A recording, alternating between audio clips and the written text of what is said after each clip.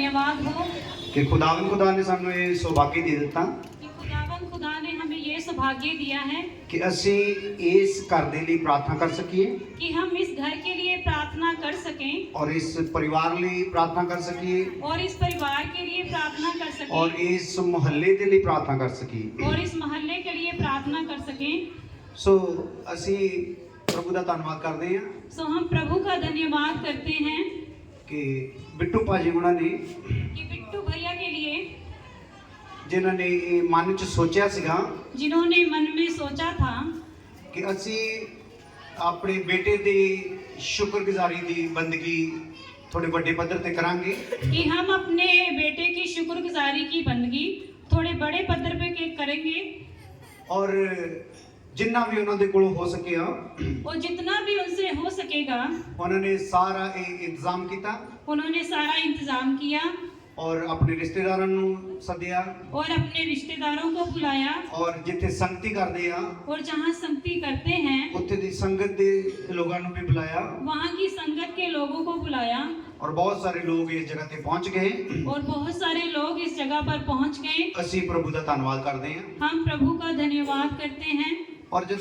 असी इस जगह पे इकट्ठे हाँ, जब हम इस जगह पर इकट्ठे हैं, मैं पहला भी तुहानू दस चुका हाँ मैं पहले भी आप लोगों को बता चुका हूँ कि प्रभु ने इन्हों कि प्रभु ने इनको 12 साल बाद ये बेटा दिता 12 वर्ष के बाद ये पुत्र उनको दिया है और उहदे लिए वो बड़े आनंदित हाँ, उसके लिए वो बहुत हर्षित हैं, आनंदित हैं, क्योंकि उन्होंने घराने नूं एक वारिस मिल गया है क्योंकि उनके घराने को एक वारिस मिला है। और प्रभु ने उन्होंने होर भी बहुत सारिया घर परिवार च भलाइयां कीतियां और प्रभु ने उनके घर परिवार में और भी बहुत सी भलाई की हैं और उन्होंने सारियों ने चेता करके हमेशा वो प्रार्थना करते रहते हैं और उन सब भलाइयों को वो याद करते हुए हमेशा घर पे प्रार्थना करते रहते हैं।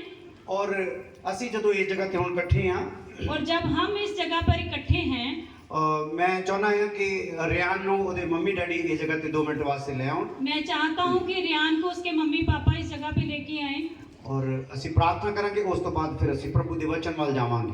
हम उनके लिए प्रार्थना करेंगे, उसके बाद प्रभु के वचन में जाएंगे। हाँ भाई बिट्टू भी आ जान, भैया बिट्टू भी आ जाएं। सनी जी तुम सनी जी ऊपर कोई भी वाधू भैन भरा नहीं होना चाहिए, सिर्फ लंगर बनाने वाले जिहड़े सदे हुए वो ही, बाकी भी इधर हुण जिहड़े पंडाल च आ चुके हैं कोई हलचल नहीं होवे, कोई आपस में गल्लां नहीं, कोई बच्चों का शोर नहीं, सिर्फ प्रभु की बाणी वाल सारे ने ध्यान करना है। और ज़्यादा समा असीं नहीं लंबा लवांगे, पर असीं रब नूं आदर दिंदे हुए असीं उहदियां गल्लां नूं सुणांगे।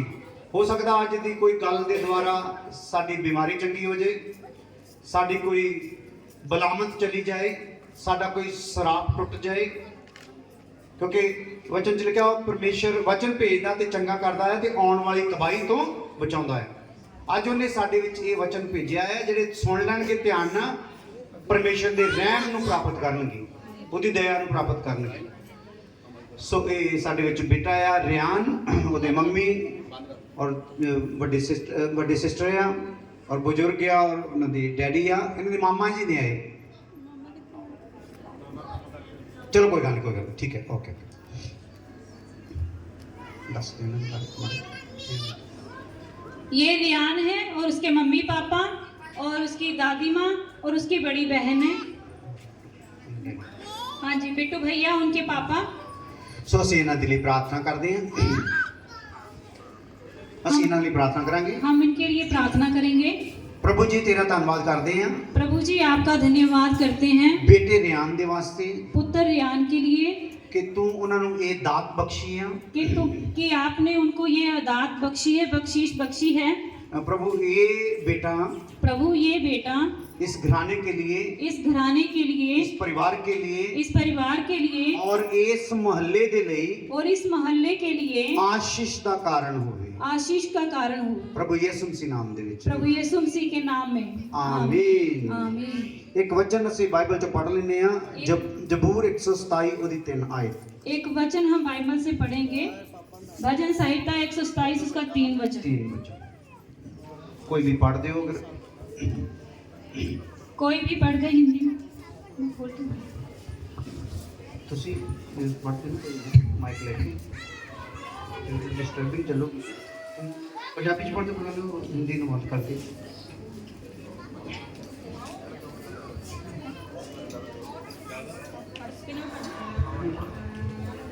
एक माइक और दे दो भाजी तुझे इधर ध्यान रखा करो स्टेज वाल चलो पढ़ दो ਵੇਖੋ ਬੱਚੇ ਯਹੋਵਾ ਵੱਲੋਂ पढ़ रहे हैं पुत्र जदों बोलते उसी टाइम में पढ़ देना है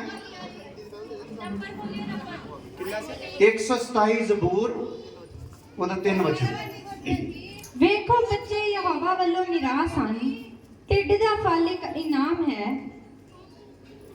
हाँ हाँ बच्चे वचन च लिखा परमेश्वर वालों इनाम हैं बच्चे परमेश्वर के वचन में लिखा है कि परमेश्वर की ओर से इनाम है मिरास आ मिरास है मिरास ਅਸੀਂ ਬੋਲਦੇ ਆ ਜਿੱਦਾਂ ਸਾਡੇ ਕੋਲ ਮਾਂ-ਬਾਪ ਦੇ ਵੱਲੋਂ ਮਿਲੇ ਹੋਈ ਪ੍ਰਾਪਰਟੀ ਨੂੰ ਅਸੀਂ ਮਿਰਾਸ ਕਹਿੰਦੇ ਆ विरासत ਹਾਂਜੀ मिरास का मतलब है कि माँ बाप की ओर से मिली हुई मिरास विरासत ਔਰ ਇਹ ਜਦੋਂ ਸਾਨੂੰ ਪ੍ਰਾਪਰਟੀ ਮਿਲਦੀ ਆ वो ये प्रॉपर्टी जब हमें मिलती है ਅਸੀਂ ਇਹਦੀ ਸੰਭਾਲ ਕਰਦੇ ਆ हम इसकी संभाल करते हैं ਜੇਕਰ ਸੰਭਾਲ ਨਾ ਕਰੀਏ अगर हम संभाल ना करें ਤੇ ਕਈ ਵਾਰ ਕੋਈ ਦੂਸਰਾ ਕਬਜ਼ਾ ਕਰ ਲੈਂਦਾ ਹੈ कई बार कोई दूसरा इस पर कब्जा कर लेता है ਜਿੱਦਾਂ ਸਾਡੇ ਕੋਲ ਇਹ ਜ਼ਮੀਨ ਜਾਇਦਾਦ ਹੁੰਦੀ ਆ जैसे हमारे पास कोई जमीन जायदाद होती है कोई दुकान कोई मकान या कोई खेत कोई दुकान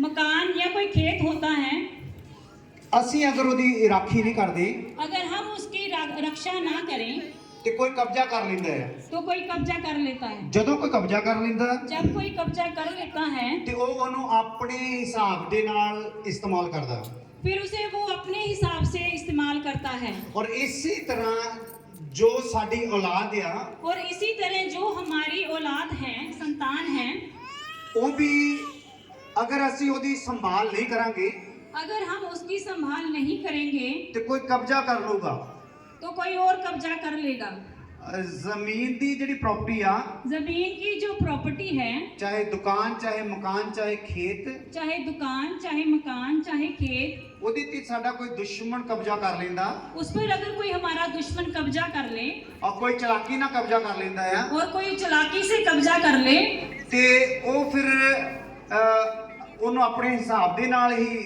ਉਹ ਇਸਤੇਮਾਲ ਕਰਦਾ ਆ फिर वो उसे हिसाब से ही इस्तेमाल करता है अपने हिसाब से इस्तेमाल करता ਇਸੇ है ਤਰੀਕੇ ਦੇ ਨਾਲ इसी तरीके से ਜਦੋਂ ਸਾਡੀ ਔਲਾਦ ਤੇ ਕਬਜ਼ਾ ਹੁੰਦਾ ਆ इसी तरीके से जब हमारी संतान पर कब्जा होता है ਉਹ ਸ਼ੈਤਾਨ ਕਰ ਲੈਂਦਾ ਆ वो शैतान कर लेता है ਸ਼ੈਤਾਨ ਸਾਡੀ ਔਲਾਦ ਦੇ ਦਿਮਾਗ ਨੂੰ ਫੜ ਲੈਂਦਾ शैतान हमारे संतान की दिमाग को पकड़ लेता है ਔਰ ਫਿਰ ਉਹਨਾਂ ਨੂੰ ਆਪਣੇ ਤਰੀਕੇ ਨਾਲ ਕਬਜ਼ਾ ਕਰ ਲੈਂਦਾ ਆ फिर उसे अपने तरीके से उस पर कब्जा कर लेता है ਔਰ ਆਪਣੇ ਤਰੀਕੇ ਨਾਲ ਹੀ ਫਿਰ ਉਹਨਾਂ ਨੂੰ ਇਸਤੇਮਾਲ ਕਰਦਾ ਆ फिर अपने तरीके से उसे इस्तेमाल करता है ਅੱਜ ਆਪਾਂ ਦੇਖ ਰਹੇ ਹਾਂ आज हम देख रहे हैं ਕਿ ਸਾਰਿਆਂ ਪਰਿਵਾਰਾਂ ਘਰਾਂ ਦੇ ਵਿੱਚ ਜਿੰਨੇ ਪਰਿਵਾਰ ਦੇ ਮੈਂਬਰ ਆ ਉਹਨੇ ਉਹਨਾਂ ਕੋਲ ਫੋਨ ਆ आज हम देख रहे हैं कि जितने सभी परिवार हैं जितने उनके घर के मेंबर हैं उनके पास हर एक के पास फोन है ਇੱਕ ਫੇਸਬੁੱਕ ਦੇ ਵਿੱਚ ਮੈਂ ਫੋਟੋ ਦੇਖੀ एक फेसबुक में मैंने एक पिक्चर देखी ਔਰ ਉਹਦੇ ਵਿੱਚ ਇੱਕ ਚਾਰਪਾਈ ਆ उसमें देखा कि एक चारपाई है ਔਰ ਉਹਦੇ ਉੱਤੇ ਇੱਕ ਬੰਦੇ ਨੂੰ ਬੰਨਿਆ ਪਿਆ ਆ उस पर एक इंसान को बांधा हुआ है ਔਰ ਉਹਦੇ ਹੱਥਾਂ ਨੂੰ ਦੋਨਾਂ ਨੂੰ ਬੰਨਿਆ ਹੈ और उसके हाथों को दोनों हाथों को बांधा हुआ ਔਰ है ਦੋਨਾਂ ਪੈਰਾਂ ਨੂੰ ਬੰਨਿਆ ਪਿਆ और ਆ दोनों पैरों को बांधा हुआ है ਔਰ ਚਾਰੇ ਕੋਨਿਆਂ ਦੇ ਉੱਤੇ ਲਿਖਿਆ ਹੋਇਆ ਆ और चारों जो उसके कोने हैं ਉਹਦੇ ਉੱਤੇ ਲਿਖਿਆ ਹੋਇਆ उस पर लिखा हुआ है YouTube YouTube Instagram Instagram Facebook Facebook ਔਰ ਇੱਕ ਹੋਰ ਹੁੰਦਾ ਆ और एक और होता है ਆਪਣਾ WhatsApp WhatsApp ਸੋ ਇਹ ਚਾਰੇ ਚੀਜ਼ਾਂ ਜਿਹੜੀਆਂ ਆ ਇਹਦੇ ਨਾਲ ਅੱਜ ਸ਼ੈਤਾਨ ਸਾਡੀਆਂ ਸੰਤਾਨਾਂ ਤੇ ਕਬਜ਼ਾ ਕਰਕੇ ਬੰਨਦਾ ਹੈ और इन्हीं जो चार चीजें हैं इन्हीं के द्वारा शैतान उनको बांधकर उन पर क्या करता है कब्जा कर लेता है ਇਹ ਇੰਟਰਨੈਟ ਦੁਆਰਾ ਚਲਾਈਆਂ ਜਾਂਦੀਆਂ ਆ ये चीजें हैं जो वो इंटरनेट के द्वारा चलाई जाती हैं ਨੈਟ ਨੂੰ ਪੰਜਾਬੀ ਜਾਂ ਹਿੰਦੀ ਵਿੱਚ ਜਾਲ ਕਹਿੰਦੇ ਆ नेट को पंजाबी या हिंदी में जाल कहते हैं ਔਰ ਵਚਨ ਦੇ ਵਿੱਚ ਲਿਖਿਆ ਹੋਇਆ ਆ और वचन में लिखा हुआ है ਇਹ ਪਰਮੇਸ਼ਰ ਦਾ ਭਗਤ ਦਾਊਦ ਕਹਿੰਦਾ परमेश्वर का भगत दाऊद कहता है कि हे प्रभु कि हे प्रभु मैनू इस जाल चों कढ ला। मुझे इस जाल से निकाल ले। और अज ये ओही जाल आ और आज ये वही जाल है ਜਿਹੜਾ शैतान ने नेट फोन के द्वारा अज लोगों ਨੂੰ ਬੰਨਿਆ ਪਿਆ ਆ। और ये वही जाल है जिसके द्वारा शैतान ने नेट के द्वारा सभी लोगों को बांधा हुआ है। मैं बहुत सारे परिवारों ਨੂੰ ਜਾਣਦਾ ਹਾਂ, मैं बहुत सारे परिवारों को जानता हूँ, ਉਹਨਾਂ ਦੇ ਬੱਚਿਆਂ ਨੂੰ ਜਾਣਦਾ ਆ। उनके बच्चों को भी जानता हूँ। और परिवार वाले ਦੱਸਦੇ ਆ और परिवार वाले बताते हैं कि बच्चे ने अगर सामने अगर फोन ना चलाइए अगर बच्चे के सामने फोन ना चलाएं ते वो खाना नहीं खांदा। वो खाना नहीं खाता। ਦੁੱਧ ਚੁੰਗਣ ਵਾਲਾ ਬੱਚਾ ਦੁੱਧ ਨਹੀਂ ਚੁੰਗਦਾ। दूध चुंगने वाला बच्चा भी दूध नहीं चुगता। ਹਾਲੇਲੂਇਆ। हालेलुया। सो ਜਦੋਂ ਇਸ ਪ੍ਰਕਾਰ ਦੇ ਨਾਲ ਅੱਜ ਬੱਚਾ ਜਿਹੜਾ ਅਜੇ ਸੁਰਤ ਵੀ ਹੈ ਨਹੀਂ ਉਹਨੂੰ, और इस प्रकार जब इस प्रकार बच्चे को जिसको अभी सुरत भी नहीं है ਉਹ ਫਸਦਾ ਜਾ ਰਿਹਾ ਇਸ ਨੈਟ ਦੇ ਵਿੱਚ। वो इस नेट में धंसता जा रहा है। ਤੇ ਜਿੱਦਾਂ ਜਿੱਦਾਂ ਉਹ ਵੱਡਾ ਹੁੰਦਾ जैसे जैसे वो बड़ा होता है ਔਰ ਇਹਦੀ ਆਦਤ ਉਹਨੂੰ ਪੈ ਜਾਂਦੀ ਆ। और इसकी आदत उसको पड़ जाती है। ਇਹ ਪਾਉਂਦਾ ਕੌਣ ਆ? ये पाता कौन है? ਸ਼ੈਤਾਨ ਇਹ ਆਦਤ ਪਾਉਂਦਾ ਆ। शैतान ये आदत पाता है। ਹਾਲੇਲੂਇਆ। हालेलुया। ਔਰ ਸ਼ੈਤਾਨ ਜਦੋਂ ਇਸ ਆਦਤ ਨੂੰ ਇਹਨਾਂ ਦੇ ਵਿੱਚ ਪਾ ਦਿੰਦਾ ਆ, और शैतान जब इस आदत को बच्चों में डालता है ਫਿਰ ਜੋ ਫੋਨ ਦੇ ਉੱਤੇ ਲੋਕ ਕੱਪੜੇ ਪਾਉਂਦੇ ਆ, फिर जो कपड़े लोग फोन पर जो कपड़े पहनते हैं ਉਹੀ ਕੱਪੜੇ ਫਿਰ ਬੱਚੇ ਪਾਉਂਦੇ ਆ। वही कपड़े फिर आगे बच्चे पहनते हैं। ਅਗਰ ਪੈਂਟ ਫਟੀ ਹੋਈ ਆ, अगर पैंट फटी हुई है ਬੱਚੇ ਵੀ ਫਟੀ ਹੋਈ ਪੈਂਟ ਪਾਉਣਗੇ। बच्चे भी फटी हुई पैंट पहनते अगर हैं। टोपी उल्टी पहनी आ, अगर टोपी उल्टी पहनी है बच्चे भी उल्टी टोपी पहनगे। बच्चे भी उल्टी टोपी पहनेंगे। अगर कपड़े दी सिलाई जड़ी आ उल्टी आ, अगर कपड़े की सिलाई जो उल्टी है बच्चे भी उसी प्रकार करनगे। बच्चे भी उसी प्रकार सो करेंगे। जिद्दां जिद्दां ਉਹਦੇ ਵਿੱਚ ਦੇਖਦੇ ਉਹੀ ਫੈਸ਼ਨ ਸਾਡੇ ਬੱਚੇ ਕਰਦੇ ਆ। जैसे जैसे वो नेट में फोन में जो भी फैशन देखते हैं वैसे ही हमारे बच्चे करते हैं। ਸਾਡੀਆਂ ਜਵਾਨ ਲੜਕੀਆਂ ਉਦਾਂ ਹੀ ਫੈਸ਼ਨ ਕਰਦੀਆਂ ਆ। हमारी सभी जवान लड़कियां भी वैसे ही फैशन करती हैं। ਸਾਡੀਆਂ ਬੇਟੀਆਂ ਦਾ ਕਸੂਰ ਤਾਂ ਹੈ ਹੀ ਨਹੀਂ। सब ਸਾਡੀਆਂ ਬੇਟੀਆਂ ਦਾ ਕਸੂਰ ਤਾਂ ਹੈ ਹੀ ਨਹੀਂ। हमारी ਅੱਜ ਹਿੰਦੀ ਤੁਸੀਂ ਕਿਹੜੇ ਟਾਈਪ ਨਾਲ ਬੋਲ ਰਹੇ? ਕਨਫਿਊਜ਼ ਹੈ ਮੇਰੇ ਖਿਆਲ ਤੁਸੀਂ। सॉरी हमारी बेटियों का कसूर नहीं। ਹਾਲੇਲੂਇਆ। हालेलुया। ਇਹ ਕਸੂਰ ਹੈਗਾ ਆ ਨੈਟ ਦਾ। ये कसूर है नेट का। ਨੈਟ ਦਾ ਵੀ ਕਸੂਰ ਨਹੀਂ, नेट का भी कसूर नहीं। ਕਸੂਰ ਹੈਗਾ ਸਾਡੇ ਮਾਂ-ਬਾਪ ਦਾ, कसूर है हमारे माँ बाप का ਜਿਨ੍ਹਾਂ ਨੇ ਬੱਚਿਆਂ ਨੂੰ ਵੀ ਮੋਬਾਈਲ ਦੇ ਦਿੱਤਾ। जिन्होंने बच्चियों को मोबाइल दे दिया। ਫਿਰ ਬੱਚੇ ਜਦੋਂ ਘਰ ਚੋਂ ਭੱਜ ਕੇ ਸ਼ਾਦੀ ਕਰ ਲੈਂਦੇ ਆ, फिर बच्चे जब घर से भागकर शादी कर लेते हैं ਤਾਂ ਫਿਰ ਨਮੋਸ਼ੀ ਆਉਂਦੀ ਆ, फिर नमोशी आती है, ਨਿੰਦਾ ਸਹਿਣੀ ਪੈਂਦੀ ਆ। निंदा सहनी पड़ती है ਔਰ ਕਈ ਵਾਰ ਤਾਂ ਆਤਮ ਹੱਤਿਆ ਤੱਕ ਕਰਨ ਦਾ ਪ੍ਰੋਗਰਾਮ ਬਣ ਜਾਂਦਾ। और कई बार आत्महत्या करने का मन बन जाता है। ਮਨ ਬਣ ਜਾਂਦਾ ਆ। ਹਾਲੇਲੂਇਆ। ਸੋ ਆਓ ਫਿਰ ਆਪਾਂ ਦੇਖਦੇ ਹਾਂ ਕਿ ਕਿਸ ਪ੍ਰਕਾਰ ਸ਼ੈਤਾਨ ਜਿਹੜਾ ਆ ਸਾਡੀ ਇਸ ਮਿਰਾਸ ਦੇ ਉੱਤੇ ਕਬਜ਼ਾ ਕਰਦਾ।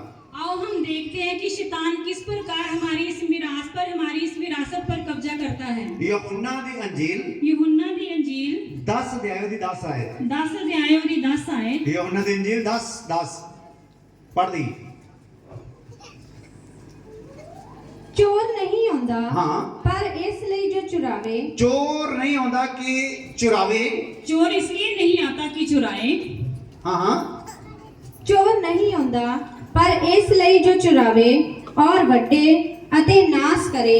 ਮੈਂ ਇਸ ਲਈ ਆਇਆ ਭਈ ਉਹਨਾਂ ਨੂੰ ਜੀਵਨ ਮਿਲੇ ਸਗੋਂ ਚੋਖਾ ਮਿਲੇ। ਪ੍ਰਭੂ ਯਿਸੂ ਮਸੀਹ ਮਿਸਾਲ ਦਿੰਦੇ प्रभु यीशु मसीह मिसाल देते हैं ਕਿ ਚੋਰ ਇਸੇ ਵਾਸਤੇ ਆਉਂਦਾ ਆ कि चोर इसीलिए आता है ਕਿ ਵੱਡੇ कि काटे, ਚੁਰਾਵੇ चुराए ਔਰ ਨਾਸ਼ ਕਰੇ। और नाश करे।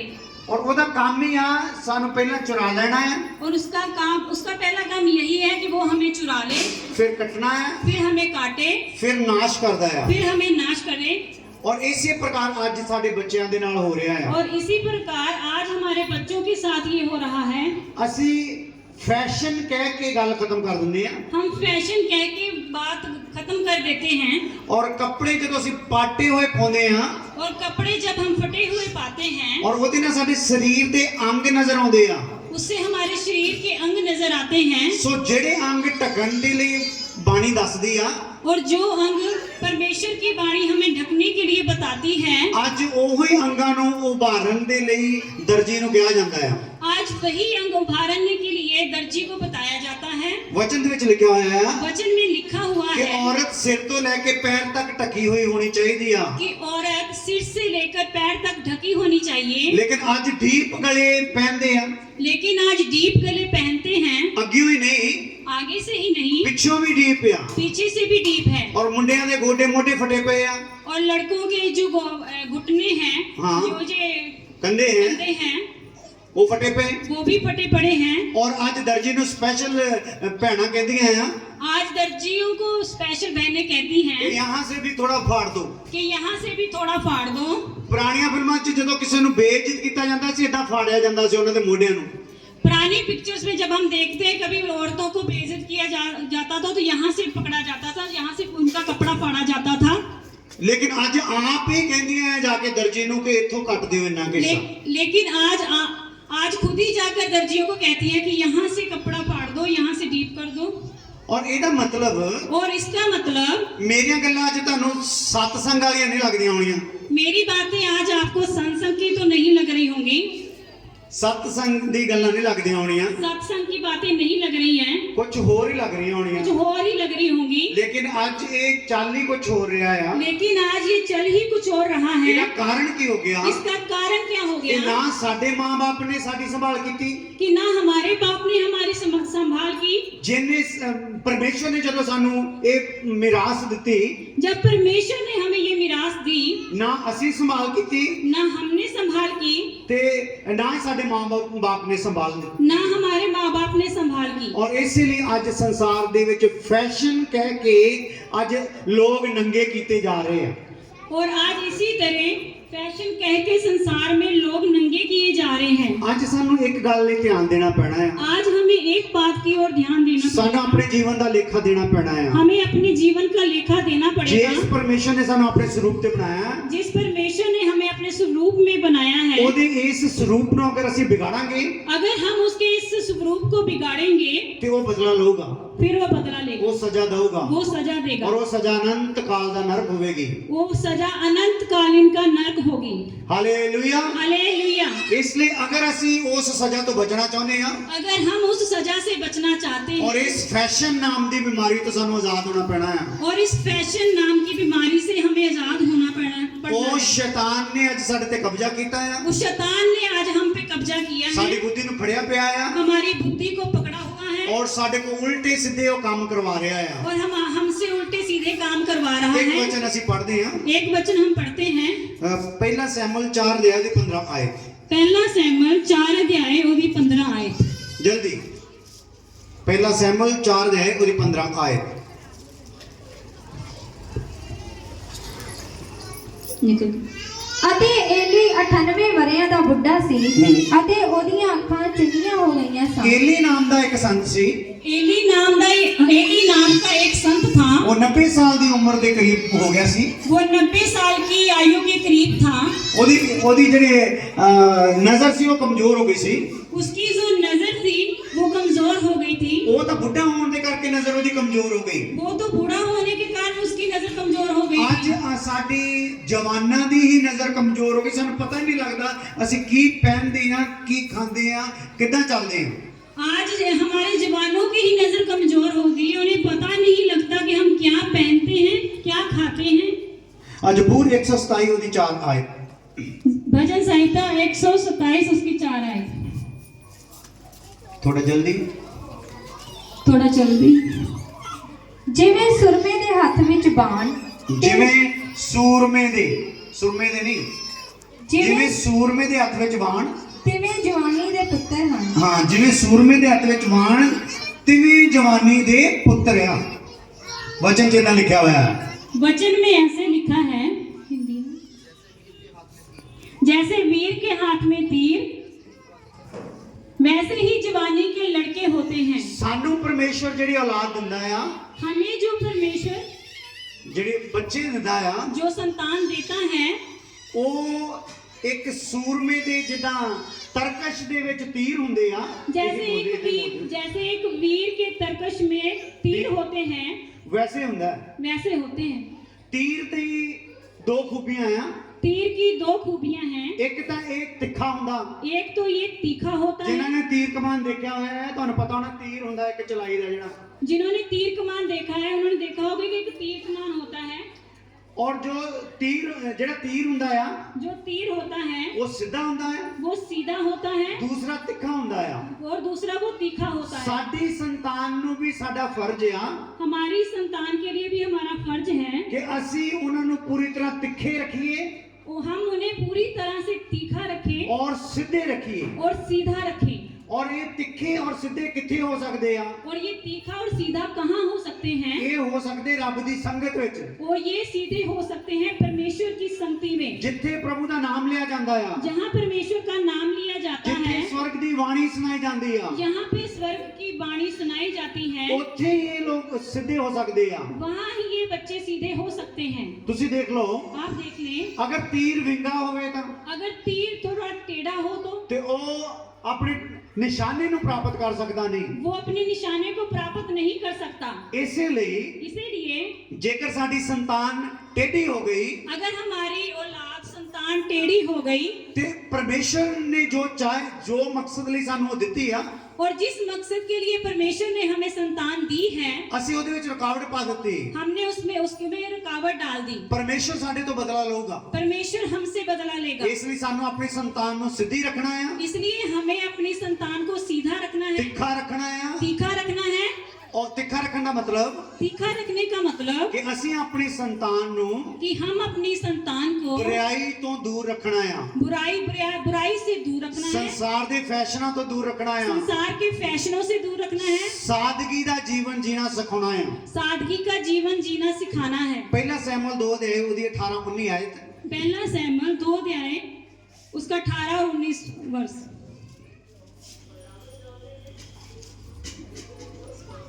ਪਹਿਲਾ ਸੈਮੂਅਲ 2 ਦੇ ਉਹਦੀ 18-19 ਵਰਸ ਪੜ੍ਹੀਏ। ਪਰ ਸੈਮੂਅਲ ਜੋ ਮੁੰਡਾ ਸੀ ਸੂਤਰ ਦਾ 에ਫੋਦ ਪਹਿਨ ਕੇ ਯਹੋਵਾ ਦੇ ਅੱਗੇ ਸੇਵਾ ਕਰਦਾ ਹੁੰਦਾ ਸੀ ਅਤੇ ਉਹਦੀ ਮਾਤਾ ਉਹਦੇ ਲਈ ਇੱਕ ਨਿੱਕਾ ਜਿਹਾ ਝੱਗਾ ਬਣਾ ਕੇ ਵਰੇ ਦੇ ਵਰੇ ਲਿਆਉਂਦੀ ਹੁੰਦੀ ਸੀ ਜਦ ਉਹ ਆਪਣੇ ਪਤੀ ਦੇ ਨਾਲ ਵਰੇ ਦੀ ਭੇਟ ਚੜਾਉਣ ਆਉਂਦੀ ਸੀ। ਇੱਥੇ ਇੱਕ ਕਹਾਣੀ ਆ ਬਾਈਬਲ ਦੇ ਵਿੱਚ। यहाँ पे एक कहानी है बाइबल के बीच ਇੱਕ में। ਔਰਤ ਬਾਂਝ ਸੀਗੀ, एक औरत बांझ थी, ਉਹਦੀ ਔਲਾਦ ਨਹੀਂ ਸੀ ਹੋ ਰਹੀ, उसके कोई औलाद नहीं हो रही थी। ਔਰ ਉਹਦੀ ਜਿਹੜੀ ਦੂਸਰੀ ਸੀਗੀ ਸੌਂਕਣ, जो उसकी सौतन थी ਉਹ ਉਹਨੂੰ ਮਿਹਣੇ ਮਾਰਦੀ ਸੀਗੀ। वो उसे मेहना मारती थी, ਪਰ ਇਹ ਰੋਂਦੀ ਰਹਿੰਦੀ ਸੀ। पर ये रोती रहती थी। ਇੱਕ ਦਿਨ ਰੱਬ ਦੇ ਘਰ ਦੇ ਵਿੱਚ गई, एक दिन परमेश्वर के घर में गई, ਉਹਨੇ ਸੁਖਣਾ ਸੁਖੀ। उसने मुराद मांगी। हाँ, और ਉਹਨੇ ਕਿਹਾ, उसने कहा, हे परमेश्वर, हे परमेश्वर, ਜੇ ਤੂੰ ਮੈਨੂੰ ਬੇਟਾ ਦਵੇਂ अगर तू मुझे पुत्र बख्शे ਤਾਂ ਮੈਂ ਉਹ ਤੇਰੇ ਘਰ ਦੇ ਵਿੱਚ ਛੱਡ ਦੂੰਗੀ। वो पुत्र मैं तेरे घर में छोड़ दूंगी।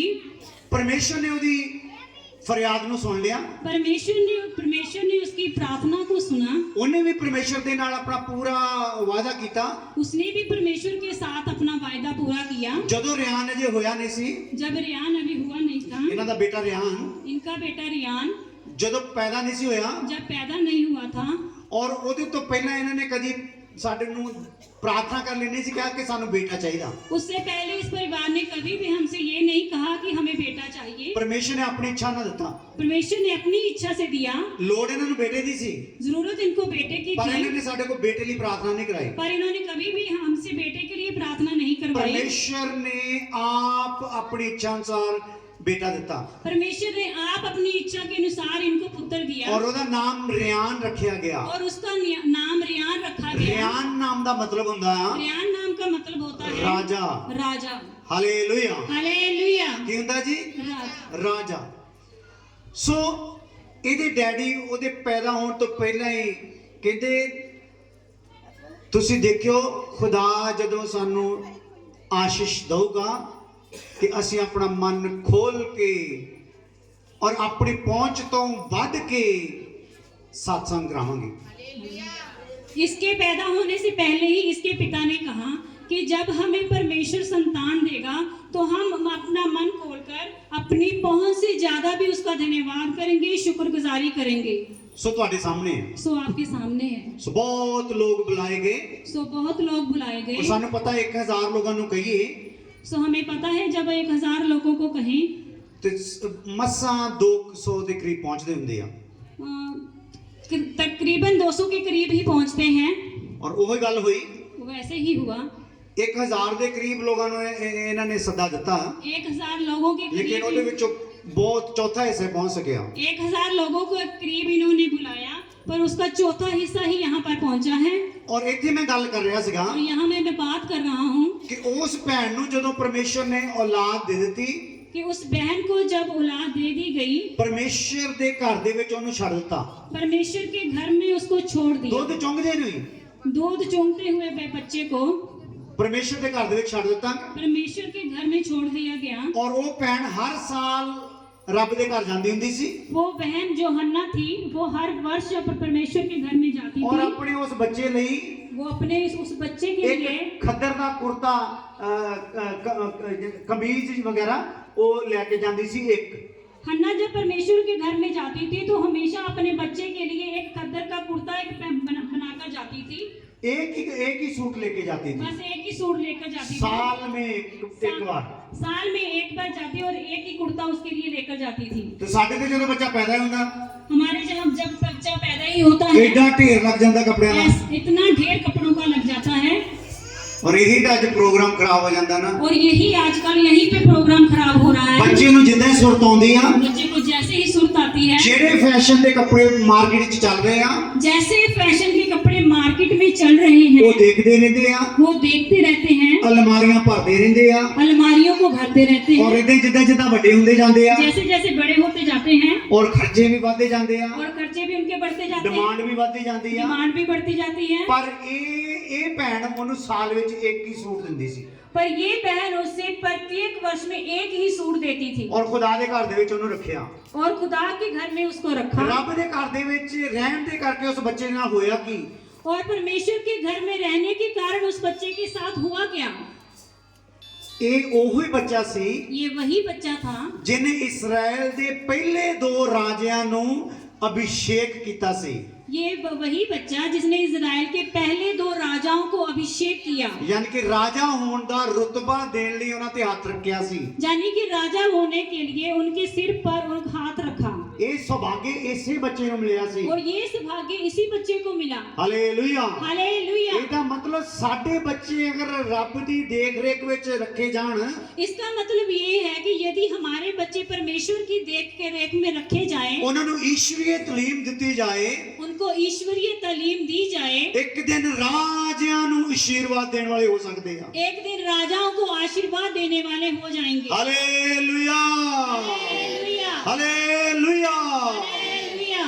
ਔਰ ਜੇ ਅਸੀਂ ਸੰਭਾਲ ਨਹੀਂ ਕਰਾਂਗੇ अगर हम संभाल नहीं करेंगे, ਔਰ ਸਾਡੇ ਘਰ ਨੂੰ ਲਾਂਤ ਪਊਗੀ, हमारे घर को लानत पड़ेगी, ਮਾਂ ਨੂੰ ਲਾਂਤ ਪਊਗੀ, माँ को लानत पड़ेगी, ਪਿਓ ਨੂੰ ਲਾਂਤ ਪਊਗੀ, बाप को लानत पड़ेगी, ਮਹੱਲੇ ਨੂੰ ਲਾਂਤ ਪਊਗੀ। मोहल्ले को लानत ਪਤਾ पड़ेगी। ਨਹੀਂ ਇਹ ਕਿਹੜੇ ਪਿੰਡ ਦਾ ਆ, पता नहीं ये कौन से गांव का, ਪਤਾ ਨਹੀਂ ਕਿਹੜੇ ਸ਼ਹਿਰ ਦਾ ਆ, पता नहीं कौन से शहर ਪਤਾ का, ਨਹੀਂ ਕਿਹੜੀ ਗੰਦੀ ਕੁੱਖ ਨੇ ਇਹਨੂੰ ਜੰਮਿਆ।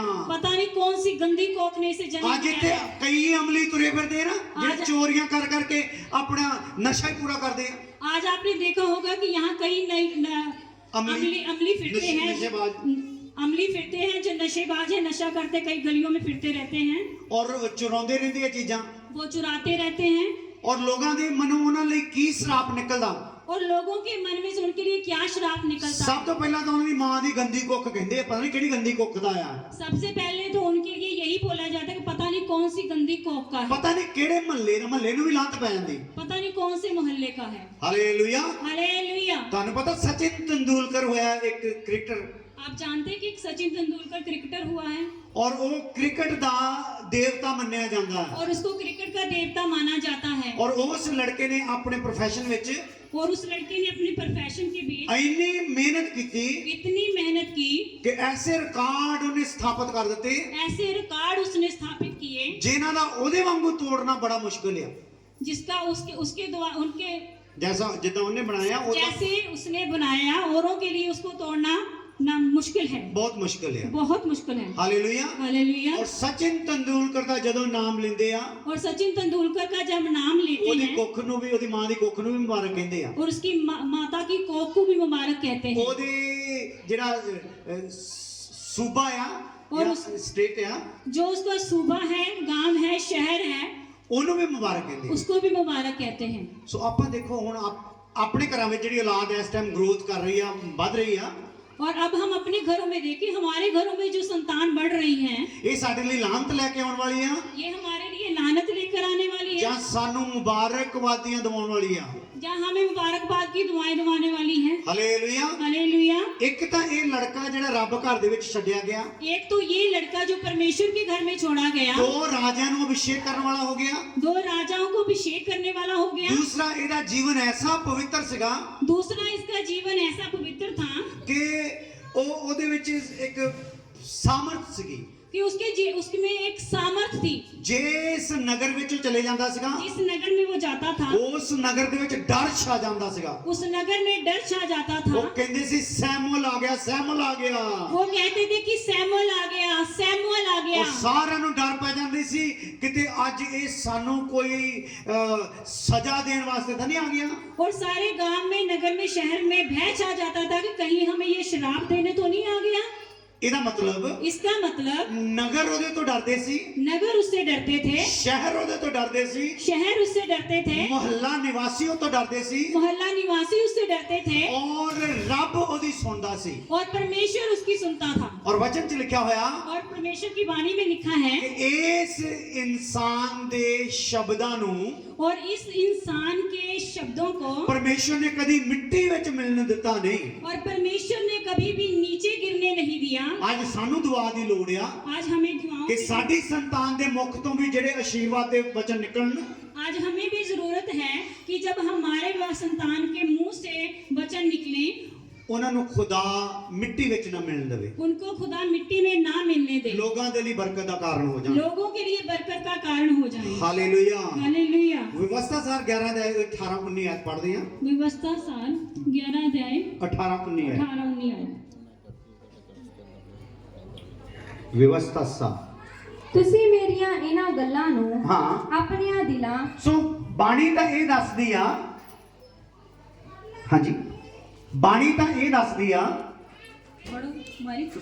ਮੇਰੀ ਗੱਲ वाणी तो ये बताती है, ਹਾਲੇਲੂਇਆ, हालेलुया, ਕਿ ਤੁਸੀਂ ਬੱਚਿਆਂ ਨੂੰ ਇਸ ਪ੍ਰਕਾਰ ਪਾਲਣਾ ਸੀ। कि बच्चों ने, अब आपने बच्चों को इस प्रकार पालना था। ਆ ਪੜ੍ਹੀਏ ਦੁਬਾਰਾ। दोबारा पढ़िए। ਤੁਸੀਂ ਮੇਰੀਆਂ ਇਹਨਾਂ ਗੱਲਾਂ ਨੂੰ ਤੁਸੀਂ ਮੇਰੀਆਂ ਇਹਨਾਂ ਗੱਲਾਂ ਨੂੰ, आप लोग मेरी इन बातों को, ਹਾਂ ਹਾਂ ਤੁਸੀਂ ਮੇਰੀਆਂ ਇਹਨਾਂ ਗੱਲਾਂ ਨੂੰ ਹਾਂਜੀ ਆਪਣੀਆਂ ਦਿਲਾਂ ਹਾਂ। ਅਤੇ ਜਾਨਾਂ ਵਿੱਚ ਰੱਖਣਾ। ਕਿੱਥੇ ਕਿੱਥੇ ਰੱਖਣਾ?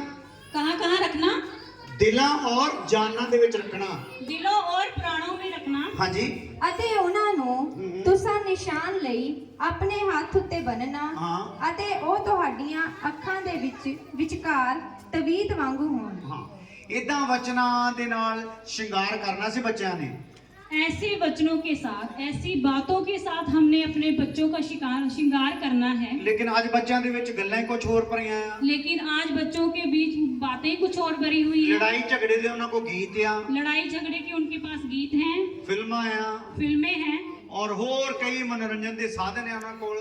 और कोई मनोरंजन के भी साधन है उनके ਰੱਬ पास। ਦਾ ਡਰ ਉਹਨਾਂ ਦੇ ਵਿੱਚ ਹੈਗਾ ਨਹੀਂ। परमेश्वर का डर उसमें है नहीं। ਹਰ ਟਾਈਮ ਪਰਿਵਾਰ ਤੇ ਘਬਰਾਹਟ ਰਹਿੰਦੀ ਆ। हर टाइम, हर समय परिवार पर घबराहट ਪਤਾ रहती ਨਹੀਂ है। ਅੱਜ ਇਹਨੇ ਘਰ ਆਉਣਾ ਤੇ ਕਿਹੜੀ ਮਾੜੀ ਗੱਲ ਲੈ ਕੇ ਆਉਣੀ ਆ।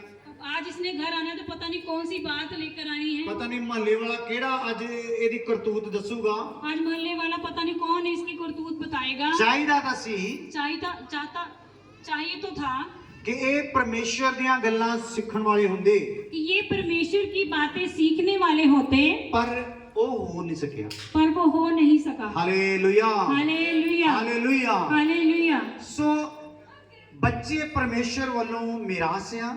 सो बच्चे परमेश्वर की ओर से हमारे लिए विरासत हैं। ਜਿੱਦਾਂ ਅਸੀਂ ਆਪਣੀ ਪ੍ਰਾਪਰਟੀ ਦੀ ਨਿਗਹਿਬਾਨੀ ਕਰਦੇ ਆ, जैसे हम विरासत की निगहबानी करते हैं, ਉਦਾਂ ਹੀ ਸਾਨੂੰ ਆਪਣੇ ਬੱਚਿਆਂ ਦੀ ਨਿਗਹਿਬਾਨੀ ਕਰਨੀ ਪਊ। वैसे ही हमें अपने बच्चों की निगहबानी करनी चाहिए। ਹਾਲੇਲੂਇਆ। हालेलुया। ਔਰ ਜਦੋਂ ਕਬਜ਼ਾ ਜੇਕਰ ਕਿਸੇ ਦੇ ਹੋ ਜਵੇ ਨਾ, ਜਦੋਂ ਕਿਸੇ ਤੇ ਕਬਜ਼ਾ ਹੋ ਜਵੇ जब किसी पर किसी का कब्जा हो जाए, ਤੇ ਇੱਕ ਪਿੱਛੇ ਜੇ ਇੱਕ ਗੀਤ ਆਇਆ ਸੀ, वो पीछे पीछे से एक गीत पीछे एक गीत पहले आया- समय में- पहले समय में एक गीत आया था, ਚੱਕ ਲੋ ਰਿਵਾਲਵਰ ਰਫਲਾਂ ਤੇ ਕਬਜ਼ਾ ਲੈਣਾ ਹੈ। ਚੱਕ ਲੋ ਰਿਵਾਲਵਰ ਰਫਲਾ ਕਬਜ਼ਾ ਲੈਣਾ ਹੈ। ਸੁਣਿਆ ਸੀ ਗੀਤ ਕਿਸੇ ਨੇ? ਨਾ ਨਾ, ਤੁਸੀਂ ਤਾਂ ਗੂੰਗੇ ਬੋਲੇ ਭਗਤ, ਤੁਸੀਂ ਤਾਂ ਧਾਰਮਿਕ ਗੀਤ ਹੀ ਸੁਣਦੇ, ਤੁਹਾਨੂੰ ਤਾਂ ਇਹ ਪਤਾ ਹੀ ਨਹੀਂ। ਚੱਕ ਲੋ ਰਿਵਾਲਵਰ ਰਫਲਾਂ ਤੇ ਕਬਜ਼ਾ ਲੈਣਾ ਹੈ। ਹੁਣ ਤੁਸੀਂ ਵੀ ਰਿਵਾਲਵਰ ਰਫਲਾਂ ਚੱਕ ਲਓ अब ਤੇ आप ਜਿਹੜਾ ਤੁਹਾਡੇ ਬੱਚੇ ਤੇ ਕਬਜ਼ਾ ਹੋਇਆ ਹੈ ਉਹਨੂੰ ਵਾਪਸ ਲੈਣਾ ਹੈ। अब आप लोगों ने भी वो जो राइफल है वो उठानी है, और जो आपके बच्चों पर कब्जा हुआ है उसको अपने हक में लेना है। ਇਹ ਕਬਜ਼ਾ ਲੈਣ ਲਈ ਹਥਿਆਰ ਵਚਨ ਚ ਲਿਖੇ ਹੋਏ ਆ। ये कब अपने बच्चे का कब्जा लेने के लिए जो हथियार है वो इस वाणी में, इस वचन में लिखे हुए हैं। ਇਫਸੀਓ 6 ਅਧਿਆਇ ਵਿੱਚ ਲਿਖਿਆ ਹੋਇਆ। अफसियों की पत्री 6 अध्याय में लिखा हुआ है। ਹੁਣ ਤੁਸੀਂ ਆਤਮਿਕ ਹਥਿयार ਪਹਿਨ ਲਓ, अब आप आत्मिक हथियार पहन लें, ਉਹ रूहानी हथियार पा लो। वो रूहानी हथियार पहन लें। ਮਾਂ ਬਾਪ ਆਪਣਾ ਰਿਸ਼ਤਾ ਆਪਣੇ ਰੱਬ ਦੇ ਨਾਲ ਸੈੱਟ ਕਰ ਲੈਣ। माता पिता अपना रिश्ता परमेश्वर के साथ सेट कर लें, ਕਿਉਂਕਿ सही कर लें, क्योंकि ਪਰਮੇਸ਼ਰ ਹੀ ਆ ਜਿਹੜਾ ਸਾਡੇ ਬੱਚਿਆਂ ਨੂੰ ਦੁਬਾਰਾ ਫਿਰ ਬਚਾ ਸਕਦਾ ਆ। क्योंकि परमेश्वर ही है जो हमारे बच्चों को दोबारा बचा सकता है। ਇਸ ਲਈ ਜਦੋਂ ਐਡਾ ਵੱਡਾ ਕਬਜ਼ਾ ਸਾਡੀ ਸੰਤਾਨ ਤੇ ਹੋਇਆ ਆ, और इस तरह जब हम देखते हैं कि हमारे बच्चों पर इतना बड़ा कब्जा हुआ है, ਤੇ ਸਾਨੂੰ ਪਰਮੇਸ਼ਰ ਦੇ ਅੱਗੇ ਪ੍ਰਾਰਥਨਾ ਕਰਨੀ तो ਚਾਹੀਦੀ। हमें परमेश्वर के आगे प्रार्थना करनी चाहिए। ਆਓ ਫਿਰ ਅੱਖਾਂ ਬੰਦ ਕਰਦੇ ਹਾਂ, ਪ੍ਰਾਰਥਨਾ। आओ फिर आंखें बंद करके प्रार्थना करते हैं। Hallelujah hallelujah hallelujah. थोड़ी देर हाथ उठा के तारीफ करें, मुंह खोल के तारीफ करें। आज जिस जिस भाई बहन ने ये वचन सुना है, उनको लगता है कि उनकी औलाद जो है, उनकी संतानें जो हैं, उनके बच्चे जो हैं शैतान की तरफ जा रहे हैं, शैतानी स्वभाव उनमें आ रहा है, गालियां निकालते हैं, झगड़ा करते हैं, माँ बाप को तुच्छ जानते हैं और नशे करते हैं। तो आज मैं खुदा का दास होने के नाते आपके लिए, आपके परिवार के लिए, आपके बच्चों के लिए प्रार्थना करना चाहता हूँ कि वो छुड़ा लिए जाएं, उनके अंदर परमेश्वर का भय आ जाए। जब वो मरे तो उनका आत्मा प्राण नरक में ना जाए, स्वर्ग में जाए। लॉर्ड प्रभु, इस समय जिन जिन लोगों ने अपने दिलों पे हाथ रखे हैं, उन परिवारों पर आपकी आशीष चाहते हैं। उनके बच्चे आज्ञाकार बच्चे बन जाए, उनके बच्चों में आपका भय छा जाए। खुदावन तू बड़ी कृपा कर खुदावन, और खुदावन इस घर को बड़ी आशीष दे। रियान को, उनके माँ बाप को, उनके बुजुर्गों को, उनकी बहन को बड़ी आशीष दे खुदावन। आए हुए रिश्तेदारों को बड़ी आशीष दे। यहाँ पे बैठे हर जन पर, उनके परिवार पर आपका आशीष का हाथ हो जाए खुदावन। दुष्ट की, अंधकार की शक्तियों को मैं तेरा दास होने के नाते इनके घरों से डांटता हूँ, उनका सारा प्रभाव नष्ट हो जाए। रोग की आत्मा नष्ट हो जाए, हर प्रकार का रोग, उसके जरासीम नष्ट हो जाएं, और तेरे लोगों को स्वर्ग का सच्चा सुख मिल जाए प्रभु। और बनाए गए भोजन पर भी आपकी आशीष चाहते हैं खुदावन। सारे भोजन पर बरकत चाहते हैं, खाने वालों पर भी बरकत चाहते हैं। इस सारे इंतजाम के लिए भी तेरा धन्यवाद करते हैं प्रभु यीशु मसीह के नाम में, आमीन। ਹੁਣ ਸਾਡੇ ਖੁਦਾ ਦਾ ਫਜ਼ਲ, ਬਾਪ ਦੀ ਮੁਹੱਬਤ, ਪਵਿੱਤਰ ਆਤਮਾ ਦੀ ਪਾਕ ਸ਼ਾਖ ਹੁਣ ਤੋਂ ਲੈ ਕੇ ਹਮੇਸ਼ਾ ਹਮੇਸ਼ਾ ਤੱਕ ਸਭ ਇਮਾਨਦਾਰਾਂ ਕੋ ਸਨ ਨਾਲ ਨਾ ਹੁੰਦੀ ਰਹੇ। ਆਮੀਨ। ਹਾਲੇਲੂਇਆ।